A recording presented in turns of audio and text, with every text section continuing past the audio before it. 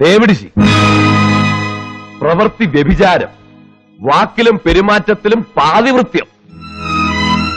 നിന്നെ ആദ്യം കണ്ട അന്ന് ഞാൻ എഴുതി വെച്ചതാ നീ പിശകാണെന്ന്. ഒരു ഓഫീസറുടെ തോൾപ്പട്ടയിലെ സ്റ്റാർ സിംബൽ കണ്ടാൽ എനിക്ക് പറയാനാവില്ല അയാൾ DSP ആണോ DYSP ആണോ.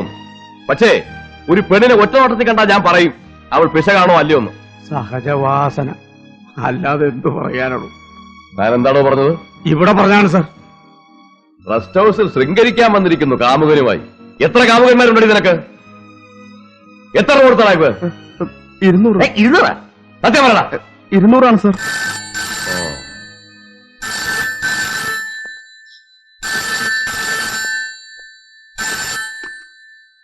ഹലോ, അതെ സർ. സർ സർ ശരി സർ, ശരി സർ, വെക്കട്ടെ.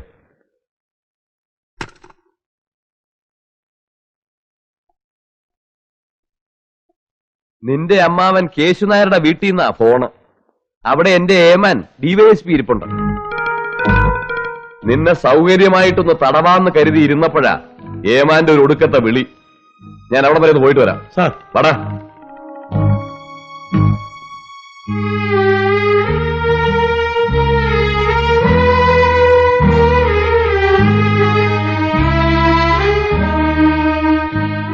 നിന്നെ സഹായിക്കാൻ SP-യോ IG-യോ കുടുംബക്കാരോ ആരുമില്ലേ? ഗൗരി എവിടെ?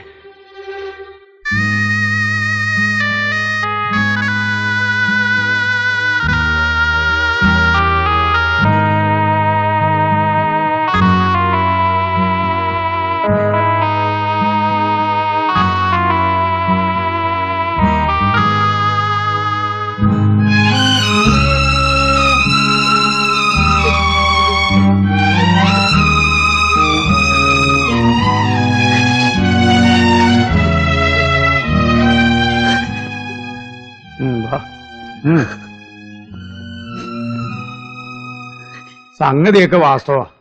കയ്യും കളവോടെ പിടിച്ചത് ഇവിടുത്തെ റെസ്റ്റ് ഹൗസിൽ വെച്ച്. ആദ്യമൊക്കെ രക്ഷപ്പെടാൻ വേണ്ടി കാമുകനും കാമുകയാന്നാ പറഞ്ഞു. ഒന്ന് വരട്ടിയപ്പോ ചെക്കൻ കൈ കഴി.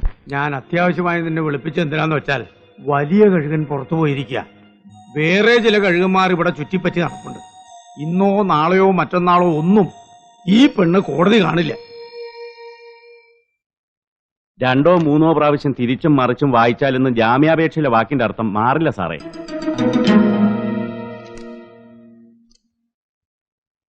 എന്താ വിളിച്ചോണ്ട് പോട്ടെ?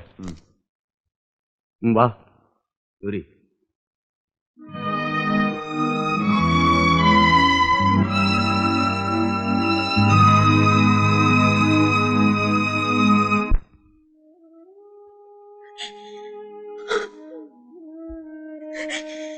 കുറെ നേരമായി കരച്ചിൽ തുടങ്ങിയിട്ട്.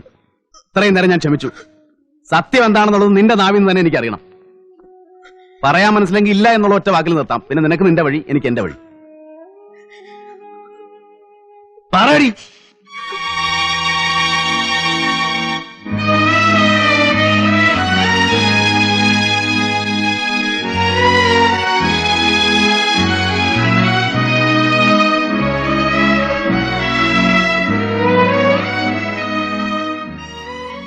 കേട്ടത് മുഴുവൻ സത്യമാണ്. അച്ഛന്റെ മരണത്തെ തുടർന്ന് വേറെ ആൺതുണയില്ലാത്ത കുടുംബത്തെ ചുമക്കേണ്ട ബാധ്യത എന്റേതായി.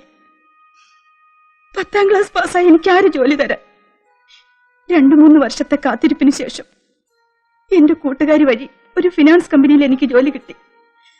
സെക്യൂരിറ്റി ഡെപ്പോസിറ്റ് കൊടുക്കാതെ അവിടെ ആർക്കും ജോലി ലഭിക്കില്ല. പക്ഷെ എന്റെ കാര്യത്തിലെന്തോ ഒരു വിട്ടുവീഴ്ച ചെയ്തു.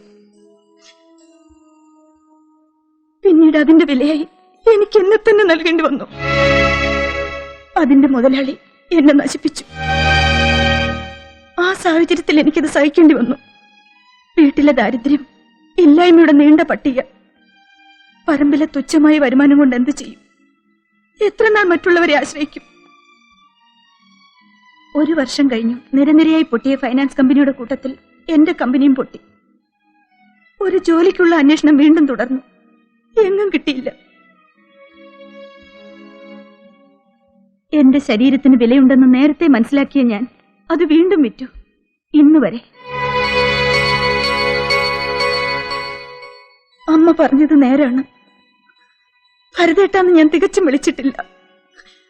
ഒരു കാലത്ത് ഭരതേട്ടൻ എന്നെ സ്നേഹിക്കാൻ ഞാൻ കൊതിച്ചിട്ടുണ്ട്. പിന്നീട് അതിലേറെ വെറുക്കാനും കൊതിച്ചു.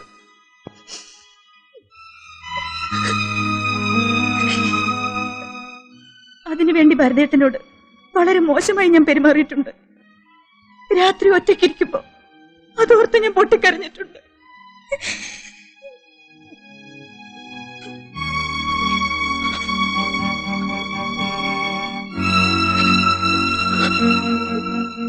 നീ പറഞ്ഞത് മുഴുവൻ അതേ ആത്മാർത്ഥതയിൽ തന്നെ ഞാൻ എടുക്കുന്നു.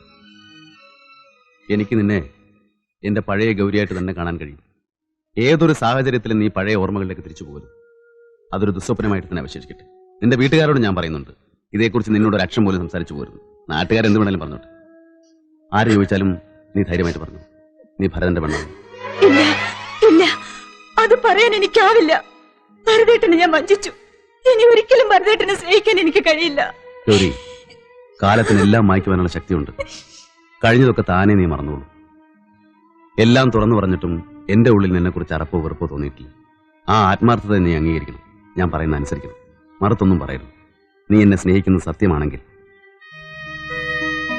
സ്നേഹിക്കുന്ന ഒരു പുരുഷൻ നിന്നെ നിയന്ത്രിക്കാനില്ലെങ്കിൽ പഴയ ഓർമ്മകളിലേക്ക് പിന്നെയും നീ തിരിച്ചു പോകും. അതിന് ഞാൻ നിന്നെ അനുവദിക്കില്ല, ഇനി ഒരിക്കലും.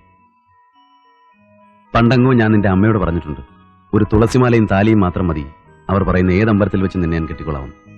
അത് ഞാൻ വീണ്ടും പറയുന്നു.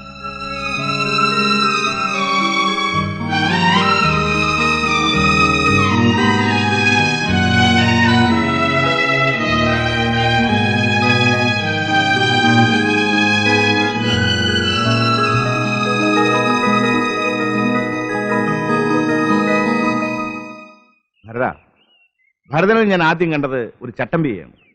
പിന്നെ ഒരു തന്റേടിയെ കണ്ടു. ഇപ്പോ ഒരു മനുഷ്യനെ. കേൾക്കുന്നവർ ചിലപ്പോൾ ഭരതനെ പുച്ഛിച്ചെന്നിരിക്കും.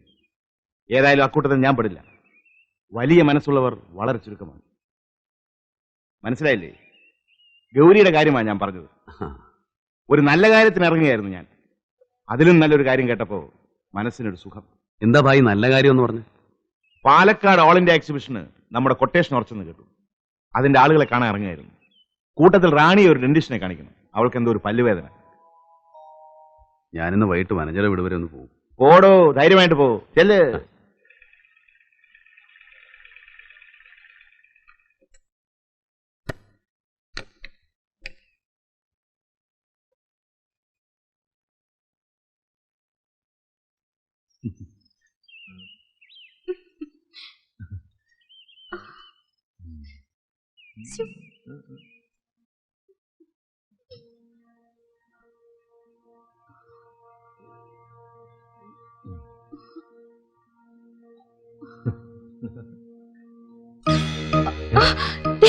നോക്കി